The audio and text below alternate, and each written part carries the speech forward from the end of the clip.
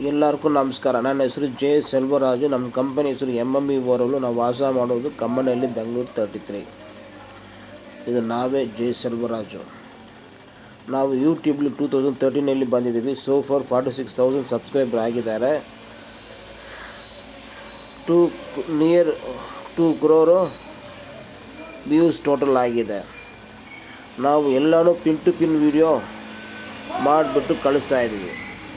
ಇದು ಒಂದು ಜಾಗ ಮತ್ತಿಕೆರೆ ಅಂತ. ಫಸ್ಟ್ ಬಂದು ಸೈಟ್ ಇನ್ಸ್ಪೆಕ್ಷನ್ ಮಾಡಬೇಕು. ಅದಕ್ಕೆ 2,000 ಚಾರ್ಜ್ ಆಗೋದು. ಅಪ್ ಆ್ಯಂಡ್ ಡೌನ್ ಆಟೋ ಅವ್ರು ಕೊಡಬೇಕು. ಸೊ ಟೋಟಲ್ 3,000 ಚಾರ್ಜ್ ಮಾಡಿಕೊಟ್ರೆ ನಾವು ಏನಾದ ಡೀಟೇಲ್ಸ್ ಹೇಳ್ಬೋದು. ಫಸ್ಟ್ ಸೈಟ್ ಇನ್ಸ್ಪೆಕ್ಷನ್ ಹೋಗ್ಮೇಲೆ ಅವ್ರು ಏನು ಪ್ರಾಬ್ಲಮ್ ಹೇಳ್ತಾರಂತ ನಮಗೆ ಗೊತ್ತಾಗಬೇಕು. ಹಂಗಂದರೆ ಏನೋ ಅವ್ರಿಗೆ ವಿಷಯ ಗೊತ್ತಿರಬೇಕು ಏನು ಆಗಿದೆ ಅಂತ.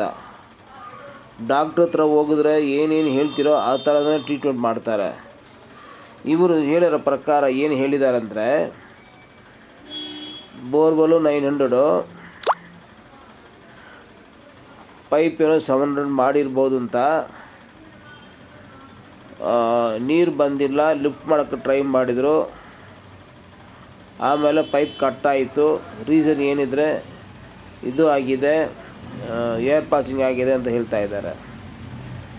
40 ಅಡಿನೇ ಹೋಗ್ತಾಯಿದ್ದು ಕ್ಯಾಮ್ರಾ ಅಂತ ಹೇಳಿದರು. ನಾವು ಅದೆಲ್ಲ ಇಟ್ಕೊಂಡಿಲ್ಲ. ನಾವು ಹೋಗ್ಬಿಟ್ಟು ಕ್ಯಾಮ್ರಾ ಮಾಡಿದ್ವಿ. ಮಾಡಿದ ಮೇಲೆ ಅದನ್ನೇ 40 ಅಡಿನೇ. ಯಾಕಂದರೆ ಅವ್ರು ಹೇಳೋದು ಒಂದಿರುತ್ತೆ, ನಾವು ಮಾಡೋದು ಒಂದಿರುತ್ತೆ.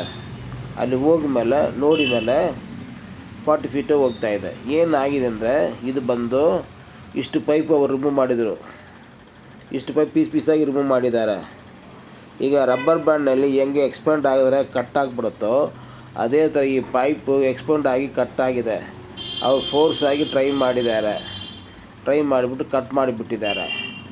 ಇವ್ರ ಲಕ್ಕು ಕಟ್ ಮಾಡಿ ಪೈಪ್ ಒಳಗಡೆ ಹೋಗಿಲ್ಲ, ಕ್ಲ್ಯಾಂಪ್ ಹಾಕಿ ಮೇಲೇ ಐತೆ. ಸೊ ಈಗ ಏನು ಸೋಸಿದ್ರೆ ನಾವು ಸೈನಲ್ಲಿ ಏರ್ ಬಿಡಬೇಕು. ಕ್ಯಾಮರಾ ಬಂದು ಒಳಗಡೆ ಹೋಗ್ತಾ ಇಲ್ಲ. ಕ್ಯಾಮರಾ ಬಂದು ಪ್ರೆಸ್ ಮಾಡೋಕ್ಕಾಗಲ್ಲ. ನಮ್ಮದು ಏರ್ ಕಂಪ್ರೆಸರ್ದು ಕ್ಲೀನ್ ಮಾಡೋರು ಮಿಷಿನು ಪ್ರೆಸ್ ಮಾಡ್ಬೋದು. ಅದರಲ್ಲಿ ಒಂದು GA ಪೈಪ್ ಇರುತ್ತೆ, ಒಂದು 2 ಅಡಿ GA ಪೈಪ್ ಇರುತ್ತೆ. ಹಂಗೆ ಅವರು ಟ್ರೈ ಮಾಡ್ತಾರೆ. ಕೆಳಗಡೆ ಬಿಟ್ಟು ಏರ್ ಪ್ರೆಷರ್ ಕೊಟ್ಟರೆ ಅದರಿಂದ ಮಣ್ಣುಗಳು ಬಂದಿರ್ಬೋದು. ಬೋರ್ಗಳಿದ್ರೆ ಏನಂತ ತಿಳ್ಕೊಳ್ಳಿ. ಫಸ್ಟು ಬಂದು 9 ಇಂಚು ಬಿಟ್ಟು ಹಾಕ್ತಾರೆ. ಮಾಡಿಬಿಟ್ಟು ಡ್ರಿಲ್ಲಿಂಗ್ ಬಂದು 12 ಇಂಚು ಬರ್ಬೋದು. ಫಸ್ಟು 10 ಇಂಚು ಪೈಪ್ ಹಾಕ್ತಾರೆ. ಅದು 10 ಇಂಚು ಪೈಪ್ ಹಾಕಿದ್ಮೇಲೆ ಲೂಸ್ ಆಯಿಲ್ಗೆ ಹಾಕ್ತಾರೆ. ಆಮೇಲೆ 10 ಇಂಚು ಪೈಪ್ ಹಾಕ್ಬಿಟ್ಟು ಅದು ಕೆಳಗಡೆ 9 ಇಂಚು ಬಿಟ್ಟು ಡ್ರಿಲ್ ಮಾಡ್ತಾರೆ. 9 ಇಂಚು ಬಿಟ್ಟು ಡ್ರಿಲ್ ಮಾಡಿದರೆ ಬಂಡೆ ಮಾತ್ರ ಡ್ರಿಲ್ ಮಾಡ್ತಾರೆ. ಬಂಡೆ ಆದಮೇಲೆ ಸ್ಟಾಪ್ ಮಾಡಿಬಿಡ್ತಾರೆ. ಅದರಲ್ಲಿ 7 ಇಂಚ್ MS ಪೈಪ್ ಹಾಕ್ತಾರೆ. ಎಷ್ಟು ಹಾಕಿರ್ಬೋದು ಅಂದರೆ ಗಸ್ಸಿಂಗ್ನೇ 90 ಫೀಟು ಅಲ್ಲ 100 ಫೀಟು ಹಾಕಿರ್ಬೋದು. ಮತ್ತಿಗಿರೋದ್ರೆ ಅಷ್ಟೇ ಬರ್ಬೋದು. ಆಮೇಲೆ 7 ಇಂಚ್ ಬಿಟ್ಟಿನಲ್ಲಿ 6.5 ಬಿಟ್ಟಿನಲ್ಲಿ ಡ್ರಿಲ್ ಮಾಡಿದ್ದಾರೆ. 7 ಇಂಚ್ ಪೈಪ್ ಹಾಕಿದ್ಮೇಲೆ ಡ್ರಿಲ್ ಮಾಡಿಬಿಟ್ಟು ಎಲ್ಲೋ ಒಂದು ಜಾಗ ಲೂಸ್ ಬಂದಿದೆನೋ ಏನೋ ಅಂತ ಗೊತ್ತಿಲ್ಲ, ಫಿಲ್ಟರ್ ಪೈಪ್ ಎರೆಕ್ಷನ್ ಮಾಡಿಬಿಟ್ಟಿದ್ದಾರೆ.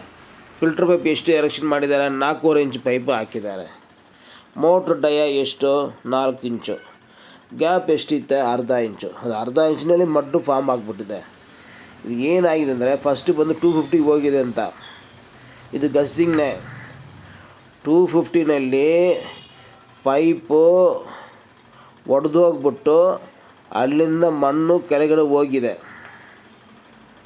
ಸರಿನಾ? ಅದು ಅಷ್ಟು ದೂರಕ್ಕೆ ಬಂದಿದೆ. ಎಲ್ಲಿ ಒಡೆದೋಗಿದೆ ಅಷ್ಟು ದೂರಕ್ಕೆ ಮೋಟ್ರ್ ಬಂದಿದೆ. ಅದಕ್ಕೆ ಮೇಲೆ ಕಡೆ ಬರ್ತಾ ಇಲ್ಲ. ಯಾಕಂದರೆ ಪೈಪ್ ಒಡೆದೋಗ್ಬಿಟ್ಟಿದೆ. ಅದು ಲಾಕ್ ಥರ ಆಗಿಬಿಡುತ್ತೆ. ಪೈಪು ಬರ್ತಾ ಇದೆ, ಮೋಟ್ರು ಬರ್ತಾ ಇದೆ. ಮೋಟ್ರು ತೆಗಿ ಟೈಮ್ನಲ್ಲಿ ಕೆಳಗಡೆ ಪೈಪು ಒಡೆದೋಗಿರಬೇಕು. ಒಡೆದೋಗಿಬಿಟ್ಟು ಮೇಲೆಗಡೆ ಸ್ಟಕ್ ಆಗಿಬಿಟ್ಟಿದೆ. ಈಗ ಕ್ಯಾಮರಾ ಬಿಟ್ಟರೆ 40 ಅಡಿನೇ ಹೋಗ್ತಾಯಿದೆ. ಅದು ಕೆಳಗಡೆ ಹೋಗ್ತಾ ಇಲ್ಲ, ಪಾಸಿಬಿಲಿಟೀಸ್ ಇಲ್ಲ. ಈಗ ನಾವು ಏನು ಮಾಡಬೇಕಂದ್ರೆ, ಬೋರ್ ಲಾರಿ ಬರಬೇಕು, ಅದು ಕ್ಲೀನ್ ಆಗಬೇಕು. ಎಷ್ಟು ದೂರ ಕ್ಲೀನ್ ಆಗುತ್ತೆ ಅಂತ ಹೇಳಂಗಿಲ್ಲ. 40 ಫೀಟ್ನೂ ಆಗ್ಬೋದು, 200 ಫೀಟ್ ಆಗ್ಬೋದು, ಎಷ್ಟು ಆಗುತ್ತೆ ಅಂತ ಗೊತ್ತಿಲ್ಲ. ಅದು ಕ್ಲಿಯರ್ ಆದಮೇಲೆ ಸೈಡ್ನಲ್ಲಿ ಏರ್ ಬಿಟ್ಟು ಇದು ಲೂಸ್ ಆಗೋದನ್ನ ನೋಡಬೇಕು. ಅವರೇ ಟ್ರೈ ಮಾಡಿಬಿಟ್ಟು ನೋಡ್ತಾರೆ, ಗ್ಯಾರಂಟಿ ಇಲ್ಲ. ಸರಿನಾ? ಬಂದುಬಿಟ್ರೆ ಡಬಲ್ ಚಾರ್ಜ್ ಆಗುತ್ತೆ, ಹಂಗೆ ಬಂದಿಲ್ಲ ಸಕ್ಸಸ್ ಆಗಿಲ್ಲ ಅಂತ ಸಿಂಗಲ್ ಚಾರ್ಜ್ ಆಗುತ್ತೆ. ಅದು ಎಷ್ಟು ಅಂತ ಪಾರ್ಟಿ ಹತ್ರ ಹೇಳ್ತೀವಿ. ಸರಿನಾ? ಕ್ಯಾಮ್ರಾ ಸ್ಕ್ಯಾನಿಂಗ್ ಮಾಡಿ ಅವ್ರಿಗೆ ಎಕ್ಸ್ಪ್ಲೇನ್ ಮಾಡ್ತಾಯಿದ್ವಿ. ಕಸ್ಟಮರ್ ಅಲ್ಲಿ ಇಲ್ಲ, ಕಸ್ಟಮರ್ ಬೇರೆ ಊರಿನಲ್ಲಿ ಇದ್ದಾರೆ, ಔಟ್ ಆಫ್ ಸ್ಟೇಷನಲ್ಲಿ ಇದ್ದಾರೆ. ಅವರಿಗೆ ನಾವು ಕನ್ವಿನ್ಸ್ ಮಾಡ್ತಾಯಿದ್ವಿ, ಹೆಲ್ಪ್ ಮಾಡ್ತಾಯಿದ್ವಿ, ಡೀಟೇಲ್ಸ್ ಹೇಳ್ತಾಯಿದ್ವಿ.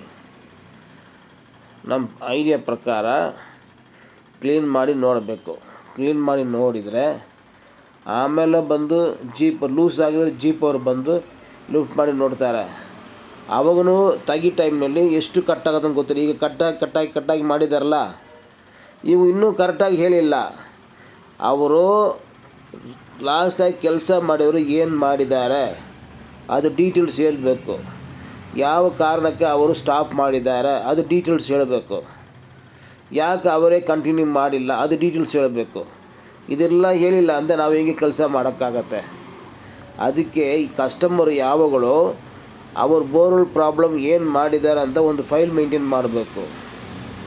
ಎಷ್ಟು ಫೀಟಿಗೆ ಅವ್ರು ಮೋಟ್ರ್ ಎರೆಕ್ಷನ್ ಮಾಡಿದ್ದಾರೆ, ಇದು ಎಷ್ಟನೇ ಮೋಟ್ರ್ ಹಾಕ್ಬಿಟ್ಟು ಎಷ್ಟು ತಿಂಗಳು ಆಗ್ತಾಯಿದೆ, ಯಾವಾಗ ಬೋರ್ವೆಲ್ ಸ್ಟಾಪ್ ಆಯಿತು, ಲಾಸ್ಟಾಗಿ ನೀರು ಎಷ್ಟು ಬಂತು, ಆ ಥರ. ಇದು ಬಂದು ತುಂಬ ಮೇಜರ್ ಪ್ರಾಬ್ಲಮ್ಮು. ಸಕ್ಸಸ್ಸಿಂಗ್ ರೇಟು ತುಂಬ ಕಡಿಮೆ ಐತೆ. ಟ್ರೈ ಮಾಡಿಬಿಟ್ಟು ಬಂದರೆ ಪಾರ್ಟಿ ಲಕ್ಕಿದ್ರೆ ಬರ್ಬೋದು, ಲಕ್ಕಿಲ್ಲ ಅಂತ ಹೇಳೋಂಗಿಲ್ಲ.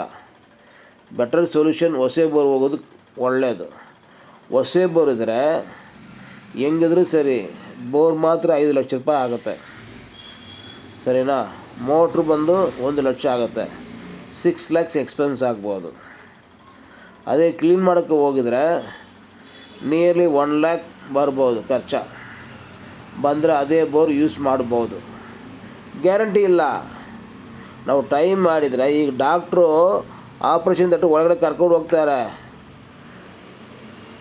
ನೆಗೆಟಿವ್ ಆಗಬೇಕಂತ ಟ್ರೈ ಮಾಡ್ತಾರೆ, ಮಾಡಲ್ಲ. ಪಾಸಿಟಿವೇ ಟ್ರೈ ಮಾಡ್ತಾರೆ. ನೆಗೆಟಿವ್ ಆಗಿ ಮಾಡಿಬಿಟ್ರೆ ಏನು ಮಾಡೋಂಗಿಲ್ಲ, ಅದು ಹೇಳಬೇಕು. ನಾವು ನಿಮಗೆ ಫುಲ್ಲು ಧೈರ್ಯ ಕೊಟ್ಬಿಟ್ಟು ಲಾಸ್ಟಾಗಿ ಆಗಿಲ್ಲ ಅಂತ ಬೇಜಾರಾಗುತ್ತೆ. ನಾವು ಹಂಗಿಲ್ಲ, ಈಗ ಫುಲ್ಲು ಭಯ ತೋರಿಸ್ಬಿಡ್ತೀವಿ. ನಾವು ಮ್ಯಾಕ್ಸಿಮಮ್ ಟ್ರೈ ಮಾಡ್ತೀವಿ. ಎಷ್ಟೋ ಜಾಗ ಟ್ರೈ ಮಾಡಿಬಿಟ್ಟು ಬರೋಕ್ಕೆ ಸಕ್ಸಸ್ ವೀಡಿಯೋ ಎಲ್ಲ ಹಾಕಿದ್ದೀವಿ, ಫೇಲ್ ವೀಡಿಯೋನೂ ಹಾಕಿದ್ದೀವಿ, ಬಂದಿಲ್ಲ ವೀಡಿಯೋನೂ ಹಾಕಿದ್ದೀವಿ. ಮೋಟ್ರ್ ಬಂದು ಸೈನಲ್ಲಿ ಯಾರು ಬಿಟ್ಟಿದ್ದಾರೆ, ಏನು ಆಚೆ ಕಡೆ ಬಂದಿಲ್ಲ, ಯಾವುದು ಅಡ್ಡ ಬಂದುಬಿಟ್ಟು ಸ್ಟಕ್ ಆಗಿದೆ ಕೆಲವು ಜಾಗ, ಇದು ಇಲ್ಲ ಕೆಲವು ಜಾಗ, ಅದೆಲ್ಲ ಹೇಳೋಂಗಿಲ್ಲ. ಒಳ್ಳೆ ದಿವಸ ನೋಡಿ ಬೆಳಗ್ಗೆ ಟೈಮ್ ಶುರು ಮಾಡಿದರೆ ಕೆಲಸ ಆಗ್ಬೋದು. ನಮ್ಮ ಹತ್ರ ಏನೊಂದು ಪ್ಲಸ್ ಪಾಯಿಂಟ್ ಇದ್ದರೆ, ನಾವು ಏನು ಮಾಡಿದ್ದೀವಿ ಅಂತ ಯೂಟ್ಯೂಬ್ನಲ್ಲಿ ರೆಕಾರ್ಡ್ ಇರುತ್ತೆ. ಎಷ್ಟೇ ತಾರೀಕು ಬಂದಿದ್ವಿ, ಏನೇನು ಮಾಡಿದ್ವಿ, ಏನೇನು ಮಾಡ್ತಾಯಿದ್ವಿ ಅಂತ ಎಲ್ಲ ಡೀಟೇಲ್ಸು ಯೂಟ್ಯೂಬ್ಲಿ ಇರುತ್ತೆ. ಈಗ ನಾನು 2 ದಿವಸ ಮುಂಚೆ ಡ್ರಿಲ್ಲಿಂಗ್ ಮಾಡಿದ್ದೀವಿ ಶಿವಾಜಿನಗರನಲ್ಲಿ, ಅದನ್ನು ಅಪ್ಲೋಡ್ ಮಾಡಿಬಿಟ್ಟಿದ್ವಿ. ಆಮೇಲೆ ನೈಸ್ ರೋಡಲ್ಲಿ ಡ್ರಿಲ್ಲಿಂಗ್ ಮಾಡಿದ್ದೀವಿ, ಅದನ್ನು ಅಪ್ಲೋಡ್ ಮಾಡಿಬಿಟ್ಟಿದ್ವಿ. ಬೇರೆ ಜಾಗ ಕ್ಲೀನಿಂಗ್ ಮಾಡಿದ್ದೀವಿ, ಅದನ್ನು ಅಪ್ಲೋಡ್ ಮಾಡಿಬಿಟ್ಟಿದ್ವಿ. ಇದು ಸೈಟ್ ಇನ್ಸ್ಪೆಕ್ಷನ್ ಮಾಡಿದ್ದೀವಿ, ಅದನ್ನು ಅಪ್ಲೋಡ್ ಮಾಡ್ತಾಯಿದ್ವಿ. ಸರಿನಾ? ಎಕ್ಸ್ಪ್ಲನೇಷನ್ ಮಾಡ್ತಾಯಿದ್ವಿ. ಫೋನಲ್ಲಿ ಅವ್ರು ಬಂದಿದ್ದಾರೆ ಔಟ್ ಸ್ಟೇಷನ್ ಅಂತ, ಅವ್ರಿಗೂ ಹೇಳ್ತಾಯಿದ್ವಿ, ಅಲ್ಲಿ ಇರೋರು ಅವರು ಮದರ್ಗೂ ಹೇಳ್ತಾಯಿದ್ವಿ. ಸೊ ಏನಂತ ರೆಕಾರ್ಡ್ ಇದನ್ನೆಲ್ಲ ಇರುತ್ತೆ. ನೆಕ್ಸ್ಟ್ ಏನೋ ಪ್ರಾಬ್ಲಮ್ ಬಂದರೂ ಸರಿ, ಆ ವಿಡಿಯೋ ಹೋಗ್ಬಿಟ್ಟು ರೆಫರ್ ಮಾಡಿದರೆ ನಿಮಗೆ ಎಲ್ಲ ಡೀಟೇಲ್ಸ್ ಬಂದುಬಿಡುತ್ತೆ. ಎಷ್ಟು ಅಮೌಂಟ್ ಕೊಡ್ತೀರಾ ಅದು ಡೀಟೇಲ್ಸ್ ಬರೋಲ್ಲ. ಏನು ಕೆಲಸ ಮಾಡ್ತೀನೋ ಅದು ಡೀಟೇಲ್ಸ್ ಎಲ್ಲ ಪ್ರತಿಯೊಂದು ಇರುತ್ತೆ. ಹೆಂಗೆ ಮಾಡ್ತಾಯಿದ್ವಿ, ಎಲ್ಲಿ ಫಾಲ್ಟ್ ಮಾಡ್ತಾಯಿದ್ವಿ, ಎಲ್ಲಿ ರೈಟ್ ಕೆಲಸ ಮಾಡ್ತಾಯಿದ್ವಿ, ಎಲ್ಲ ಡೀಟೇಲ್ಸ್ ಬಂದುಬಿಡುತ್ತೆ. ಒಂದು ರೆಕಾರ್ಡ್ ಫೈಲ್ ಥರ ಇರುತ್ತೆ. ಅದು ನೋಡಿದರೆ ಈ ತಿಂಗಳಿಗೆ ಈ ವರ್ಷಕ್ಕೆ ಮಾಡಿದ್ದೀವಿ, ಮಾಡೋ ಟೈಮಲ್ಲಿ ಈ ಥರ ಕ್ಲೀನ್ ಮಾಡಿದ್ದಾರೆ, ಇದಾಗಿದ್ದಾರೆ, ಇದು ಮಾಡಿದ್ದಾರೆ ಅಂತ ಹೇಳ್ಬೋದು. ಸೊ ಟ್ರಯಲ್ ನೋಡಬೇಕು. ಈ ವಿಡಿಯೋ ಯಾಕೆ ನಾನು ಹೇಳ್ತಾಯಿದ್ದೆ ಅಂದರೆ, ಮೇಯ್ನ್ ಇದು ನಾವು ಕಸ್ಟಮರ್ಗೋಸ್ಕರ ಮಾಡಿದ್ದೀವಿ, ಅವ್ರ ಕಸ್ಟಮರ್ಗೋಸ್ಕರ ಮಾಡಿದ್ವಿ, ಬೇರೆಯವ್ರಿಗೂ ಯೂಸ್ ಆಗುತ್ತೆ. ನೀವು ನಮಗೆ ಕರೆಕ್ಟಾಗಿ ಗೈಡ್ ಮಾಡಿದರೆ ನಾವು ಕರೆಕ್ಟಾಗಿ ಮಾಡ್ಬೋದು. ನೀವು ನಮಗೆ ಮಿಸ್ಗೈಡ್ ಮಾಡಿಬಿಟ್ರೆ ನಾವು ಮಾಡೋಂಗೇ ಇಲ್ಲ. ಈಗ ನಮಗೆ ಕೆಲಸ ಕರೆದಿದ್ದಕ್ಕೆ ಮಾಡೋದು ಬೇಡ, ಸಕ್ಸಸ್ಸಿಂಗ್ ಕಡಿಮೆ ಅಂತ ಹೇಳಿದ್ವಿ. ಇದ್ರೂ ಪರವಾಗಿಲ್ಲ, ದೇವ್ರ ಮೇಲೆ ಭಾರ ಇಟ್ಟು ಮಾಡಿ ಅಂತ ಹೇಳ್ತಾರೆ. ಆ ಥರ ಇದ್ದರೆ ನಾವು ಮಾಡ್ಬೋದು. ಸರ್ ನೀವು ಏನೂ ಹೇಳಿಲ್ಲ ಸರ್, ಹಿಂಗೆ ಹೇಳ್ತೀರಂತ ಹಂಗೆ ಹೇಳಿಬಿಟ್ರೆ ನಮಗೆ ಪ್ರಾಬ್ಲಮ್ ಆಗುತ್ತೆ, ಸರಿನಾ? ನಾನು ಎಲ್ಲ ನಿಜ ಹೇಳ್ತಾಯಿದ್ವಿ. 2000 ರೂಪೀಸ್ ಸೈಟ್ ಇನ್ಸ್ಪೆಕ್ಷನ್ ಯಾರೂ ಚಾರ್ಜ್ ಮಾಡಲ್ಲ, ನಾವು ಚಾರ್ಜ್ ಮಾಡ್ತಾಯಿದ್ವಿ. ಯಾಕಂದರೆ ಇಷ್ಟು ಎಕ್ಸ್ಪ್ಲನೇಷನ್ ನಿಮ್ಗೆ ಹೇಳ್ಬಿಡ್ತೀವಿ, ಏನೇನು ಮಾಡಬೇಕು, ಏನು ಮಾಡೋದು ಬೇಡ ಅಂತ. ನಮ್ಗೆ ಗೊತ್ತಿರೋದು ಹೇಳಿದ್ವಿ. ಕಸ್ಟಮರ್ ಒಂದೆಲ್ಲ ಬೇರೆ ಐಡಿಯಾ ಕೊಟ್ಟರೆ ಆ ಥರನೂ ಮಾಡ್ಬೋದು. ಯಾವಾಗಲೂ ಫಿಲ್ಟರ್ ಪೈಪ್ ಎರೆಕ್ಷನ್ ಮಾಡೋಕ್ಕೆ ಅವಾಯ್ಡ್ ಮಾಡಿ. ಇವಾಗ ಒಂದು ಸಲ ಬೋರಲ್ಲಿ ಡ್ರಿಲ್ ಮಾಡ್ತೀರಾ, 10 ಇಂಚ್ ಪೈಪ್ ಹಾಕ್ತೀರಾ, 7 ಇಂಚ್ ಪೈಪ್ ಹಾಕ್ತೀರಾ, ಆಮೇಲೆ ಬೇಕಾಗಿಲ್ಲ, ನೀರು ಬಂತು, ಆಮೇಲೆ ಶಿಲ್ಟು ಬಂತು ಅಂತ ಇಟ್ಕೊಳ್ಳಿ, ಆ ಜಾಗನೇ ಸ್ಟಾಪ್ ಮಾಡಿಬಿಡಿ. ಫರ್ದರ್ ಡೆಪ್ತ್ ಹೋಗೋದು ಬೇಡ. 2 ಮೂಟೆ ಜಲ್ಲಿ ಹಾಕ್ಬಿಡಿ, ಹಂಗೆ ನೀರು ಮಾತ್ರ ಬರುತ್ತೆ, ಶಿಲ್ಟು ಮೇಲೆ ಕಡೆ ಬರಲ್ಲ. ಈ ವಿಡಿಯೋ ಫಸ್ಟ್ ಟೈಮ್ ಯಾರೋ ನೋಡೋಕ್ಕಿದ್ರೆ ದಯವಿಟ್ಟು ಸಬ್ಸ್ಕ್ರೈಬ್ ಮಾಡಿ. ಇದೇ ಥರ ಯೂಸ್ಫುಲ್ ವೀಡಿಯೋಗಳು ಎಷ್ಟು ಐತೆ. ಇದು ಬ್ಯಾಕ್ಗ್ರೌಂಡು ಒಂದು ಐತೆ, ನಾನು ಅದಕ್ಕೆ ರಿಲೇಟಿವ್ಸೇ ನಾನು ಈಗ ಹೇಳ್ತಾಯಿದ್ವಿ ಡೀಟೇಲ್ಸ್ಗಳು ಏನಂತ, ಸರಿನಾ? ಅವ್ರಿಗೆ ಒಂದು ದಿವಸ ಇದು ವೀಡಿಯೋ ನೋಡಲಿ, ಆಮೇಲೆ ಅವ್ರಿಗೆ ಹೆಲ್ಪ್ ಮಾಡೋಕ್ಕೆ ನಾನು ಟ್ರೈ ಮಾಡ್ತೀನಿ. ಮ್ಯಾಕ್ಸಿಮಮ್ ನಾವು ಎಲ್ಲ ಸಕ್ಸಸ್ ಮಾಡಿದ್ದೀವಿ. ಬ್ರಹ್ಮದೇವ ಮೇಲೆ ಭಾರ ಇಟ್ಟು ಮಾಡೋಣ, ಏನಾಗುತ್ತೆ ಅಂತ ನೋಡೋಣ. All is well, all is well. Om Hosur Brahmadeva ಪೋಟ್ರಿ, ಓಂ ಬ್ರಹ್ಮದೇವ ಪೋಟ್ರಿ. ನಮ್ಮ ಹತ್ರ ಬಂದು ರೋಬೋ ಬೋರ್ವೆಲ್ ಐತೆ, 6 ಇಂಚ್ ಬೋರ್ವೆಲ್ ಐತೆ, ಇದು 6 ವೀಲರ್ ಐತೆ, ಟರ್ನ್ ವೀಲರ್ ಐತೆ, ರಾಡ್ ಕ್ಲೀನಿಂಗ್ ಮಿಷಿನ್ ಐತೆ, ಕ್ಯಾಮರಾ ಸ್ಕ್ಯಾನಿಂಗ್ ಐತೆ, ಸ್ಟಕ್ ಮೋಟರ್ ರಿಮೂವಿಂಗ್ ಪ್ರಾಸೆಸ್ ಐತೆ. ಎಲ್ಲ ಕೆಲಸ ಮಾಡ್ಬೋದು, ಎಲ್ಲದಕ್ಕೂ ಕನ್ಸಲ್ಟಿಂಗ್ ಮಾಡ್ಬೋದು. ನಮ್ಮದು ಟೈಮಿಂಗ್ ಬಂದು ಬೆಳಗ್ಗೆ 9 ರಿಂದ 10, ಸಾಯಂಕಾಲ 5 ರಿಂದ 6, 2 ಅವರ್ಸ್ ಮಾತ್ರನೇ. ನಾವು 4-5 ಕೆಲಸ ತಗೊಳ್ಳಲ್ಲ, ಒಂದು ದಿವಸಕ್ಕೆ ಒಂದು ಕೆಲಸನೇ. ಬೆಳಗ್ಗೆ ಬಂದು ಕಾಲ್ಸ್ ರಿಸೀವ್ ಮಾಡ್ತೀವಿ, ಸಾಯಂಕಾಲ ಯಾವುದಕ್ಕೆ ಹೋಗ್ಬೇಕು ನೆಕ್ಸ್ಟ್ ದಿವಸ morning 6 to 9 site inspection decide ಬಂದು ಸಾಯಂಕಾಲ 5 ಗಂಟೆಗೆ ಡಿಸೈಡ್ ಮಾಡ್ತೀವಿ, ಸರಿನಾ? 4-5 ಕಾಲ್ಸು ಅಟೆಂಡ್ ಮಾಡಿದೆ ಅಷ್ಟೇ, ಜಾಸ್ತಿ ಅಟೆಂಡ್ ಮಾಡಲ್ಲ. ಅದರಲ್ಲಿ ಯಾವುದೋ ಒಂದು ಕೆಲಸ ಮಾಡ್ತೀವಿ, ಪೆಂಡಿಂಗ್ ಹಂಗೆ ಟ್ರಾನ್ಸ್ಫರ್ ಆಗುತ್ತೆ. ಬೈ ಚಾನ್ಸು ಒಂದು ಕೆಲಸ ಬೇಗ ಫಿನಿಷ್ ಆಗಿದರೆ, ಚಾನ್ಸಸ್ ಇರೋಲ್ಲ, ಆಗಿದ್ರೆ ನೆಕ್ಸ್ಟ್ ಜಾಬ್ ತೊಗೊಳ್ಬೋದು. ಸುಮ್ಮನೆ ಇದರಲ್ಲಿ ಒಂದು ಕಾಲು ಅದರಲ್ಲಿ ಒಂದು ಕಾಲು ಇಟ್ಬಿಟ್ರು ಕಮಿಟ್ಮೆಂಟ್ ಮಾಡಿಬಿಟ್ರೆ ನಾನು ಆನ್ಸರ್ ಮಾಡಬೇಕು. ನನ್ನ ಪಾಲಿಸಿ ಬಂದು 1000-2000 ಎಕ್ಸ್ಟ್ರಾ ಆದರೂ ಕೇಳ್ಬಿಟ್ಟು ತಗೊಳ್ಬೋದು. ಮಿಸ್ಗೇಟ್ ಮಾಡೋಕ್ಕೆ ನನಗೆ ಇಷ್ಟ ಇಲ್ಲ, ನಾವು ಮಾಡಲ್ಲ.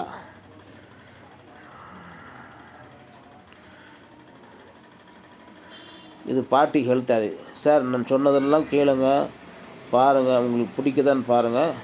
நாளைக்கு சாயங்காலம் உங்களுக்கு சொல்கிறேன், சரிங்களா? நம்ம இன்னொரு வீடியோவில் மீட் பண்ணலாமா? ಓಕೆ. ನಾವು ಬಂದು ಆನ್ಲೈನ್ ವಾಟರ್ ಪಾಯಿಂಟು ಚೆಕ್ ಮಾಡ್ತೀವಿ. ಬೇರೆ ಕಡೆ ಡ್ರಿಲ್ಲಿಂಗ್ ಮಾಡ್ತಾಯಿದ್ದೀರಾ, ಅವಾಗ ಆನ್ಲೈನ್ ಪಾಯಿಂಟ್ ಮಾಡ್ಬೋದು. ವೀಡಿಯೋ ಕಾಲ್ ಬಂದರೆ ಫರ್ದರ್ ಡೆಪ್ತ್ ಹೋಗ್ಬೋದಾ ಬೇಡ ಅಂತ ಹೇಳ್ಬೋದು.